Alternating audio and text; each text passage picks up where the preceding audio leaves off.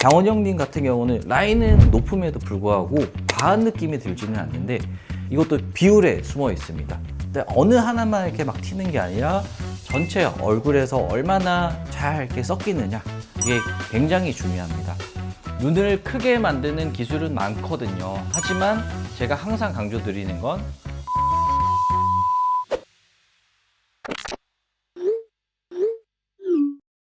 안녕하세요. 아몬드 성형외과 노년점 원장 심플리 심승현입니다.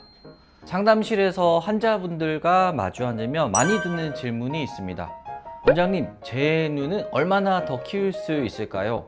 라인을 조금 더 높이면 훨씬 예뻐지지 않을까요? 사실 저는 이 질문을 들으면 조금 우려되는 부분이 많아요. 눈을 크게 만드는 기술은 많거든요. 하지만 제가 항상 강조드리는 건 얼마나 크게가 아니라 어떤 밸런스로 만드느냐입니다. 실제로 눈이 큰데 좀 인상이 답답해 보이거나 소세지처럼 좀 어색하게 보이시는 분들도 계신 반면에 눈은 막 그렇게 크지는 않은데 보고 있으면 되게 편안해 보이고 좀 세련돼 보이는 분들이 계시죠. 그 한 끗 차이가 어디서 오는지 궁금하시죠?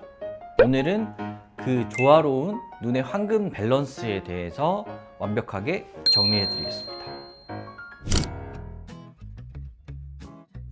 크게 네 가지를 확인해 보셔야 합니다. 이제 이 비율들이 서로 막 조화를 잘 어울리고 맞물릴 때 우리가 흔히 말하는 황금 밸런스의 눈매가 나오게 됩니다.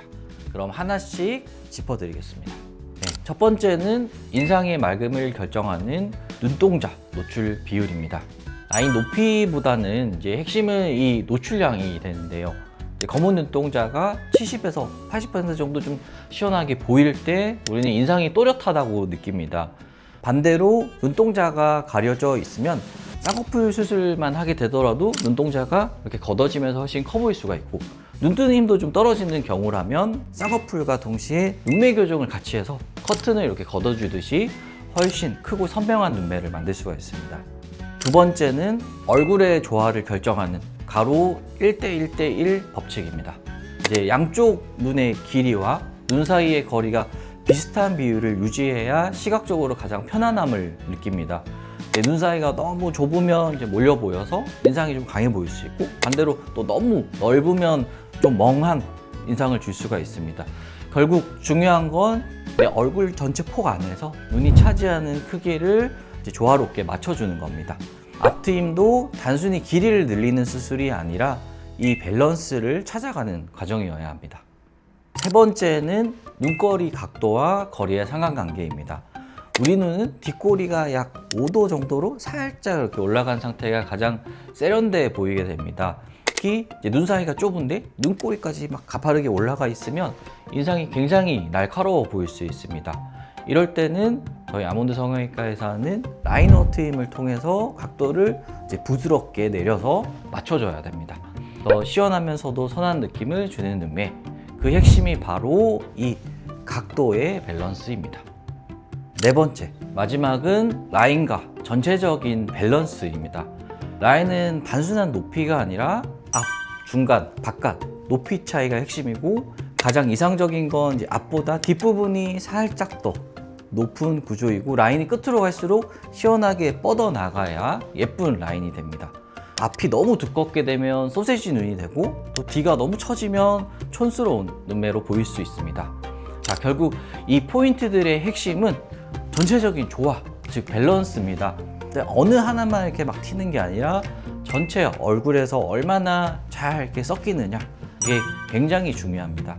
저 심플리의 역할은 단순히 눈만 키우는 것이 아니라 이 밸런스들을 이제 하나하나 맞춰서 여러분 인상에 딱 맞는 황금 밸런스를 완성해 드리는 겁니다. 원장님이 손꼽는 황금 비율의 눈 연예인 한번 꼽아서 설명 부탁드리겠습니다. 사실 예쁜 눈의 정답은 멀리 있지 않습니다.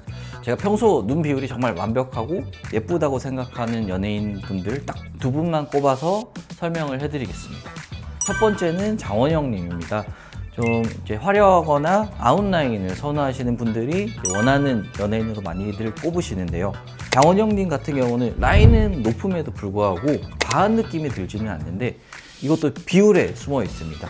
전체적인 눈의 비율이 이제 이상적인 비율에 굉장히 맞고 눈 사이 공간도 굉장히 좋고 그리고 피부의 두께도 얇다 보니까 큰 높이의 쌍꺼풀도 마치 이렇게 얇은 쌍꺼풀처럼 자연스럽게 보일 수 있는 그런 대표적인 예쁜 눈의 그 장원영님이 아닌가 싶습니다. 두 번째는 카리나님입니다.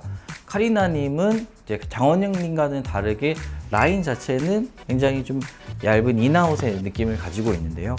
쌍꺼풀은 크지 않음에도 전체적인 인상은 눈이 되게 시원해 보이고 큰 눈을 가지고 있는 것처럼 느껴지는데 이것도 마찬가지 비율에 있습니다. 1대1대1의 비율도 잘 지키고 있고 이 눈동자와 눈썹 사이의 거리 그리고 쌍꺼풀의 높이의 비율도 굉장히 황금 밸런스를 잘 이루고 있기 때문에 전체적인 이 눈의 느낌이 우리가 예쁘다 이렇게 느낄 수가 있는 것 같습니다. 네, 결국 연예인분들의 눈이 예쁜 이유는 본인이 가진 전체적인 구조와 분위기에 가장 이렇게 잘 맞는 눈을 가지고 있기 때문입니다.